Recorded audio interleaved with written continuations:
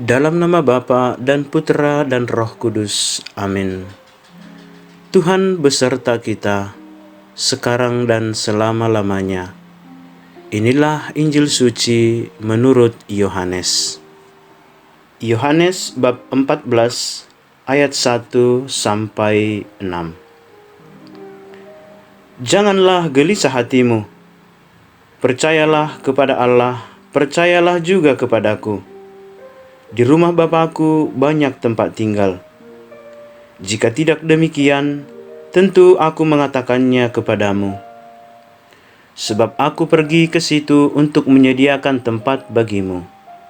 Dan apabila aku telah pergi ke situ dan telah menyediakan tempat bagimu, aku akan datang kembali dan membawa kamu ke tempatku, supaya di tempat di mana aku berada, kamu pun berada. Dan kemana aku pergi, kamu tahu jalan ke situ. Kata Thomas kepadanya, Tuhan, kami tidak tahu kemana engkau pergi. Jadi, bagaimana kami tahu jalan ke situ? Kata Yesus kepadanya, Akulah jalan dan kebenaran dan hidup. Tidak ada seorang pun yang datang kepada Bapa kalau tidak melalui aku. Demikianlah sabda Tuhan. Terpujilah Kristus. Mengikuti jalan Tuhan. Saudara-saudari yang terkasih, dalam amanat perpisahannya sebelum ia menderita sengsara, Yesus meneguhkan hati para murid-Nya agar mereka jangan takut dan gelisah, agar mereka tetap percaya kepada Allah, agar mereka tetap percaya kepada Yesus.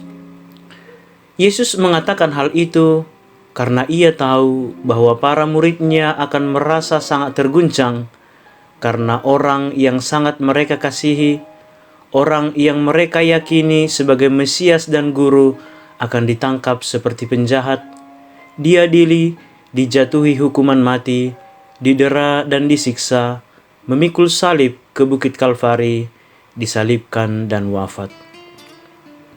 Pada saat seperti itu, mereka pasti akan merasa sangat takut, kehilangan kepercayaan dan harapan. Maka sebelum semua itu terjadi, Yesus menguatkan dan menasihati mereka supaya jangan gelisah dan tetap percaya kepada Allah dan kepadanya. Yesus tahu bahwa waktunya sudah dekat untuk menyelesaikan misinya di dunia sebagai manusia. Yesus tahu bahwa jalan salib itu harus ia lalui karena ketaatannya kepada Bapa dan kasihnya kepada manusia. Setelah Yesus meneguhkan iman para murid-Nya, ia pun berjanji bahwa ia pergi ke rumah Bapanya untuk menyediakan tempat bagi mereka. Dan pada waktunya, setelah tempat tersedia, ia akan datang kembali dan membawa para murid itu ke rumah Bapanya. Yesus tidak pernah meninggalkan para murid-Nya dan semua orang yang percaya kepadanya.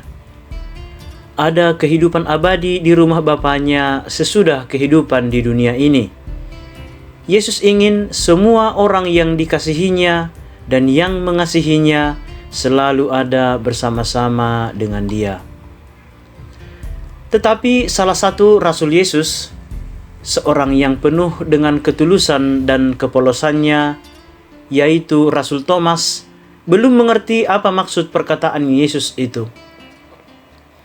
Dengan penuh rasa keingintahuan, ia pun bertanya kepada Yesus, Tuhan, kami tidak tahu kemana Engkau pergi. Jadi bagaimana kami tahu jalan ke situ? Mendengar pertanyaan Thomas itu, Yesus pun menjawab seraya menegaskan bahwa ia adalah jalan, kebenaran, dan hidup. Tidak ada seorang pun yang datang kepada Bapa kalau tidak melalui Yesus.